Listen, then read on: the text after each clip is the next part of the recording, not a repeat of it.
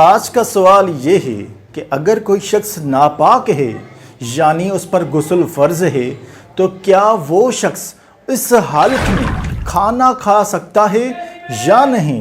مطلب اگر وہ غسل کی حالت میں جب وہ شخص بے غسلہ ہے اور اگر وہ کھانا کھائے تو کیا وہ گنہگار ہوگا؟ تو اس کا جواب ہے جی نہیں۔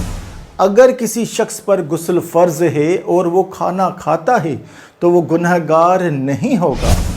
بے غسلہ شخص کھانا کھا سکتا ہے، لیکن یاد رکھیں علماء اکرام فرماتے ہیں کہ ایسی حالت میں جب کسی شخص پر غسل فرض ہو اور وہ ناپاکی کی حالت میں ہو تو اس سے چاہیے کہ وہ نماز کی طرح وضو کر لے اور پھر کھانا کھائے۔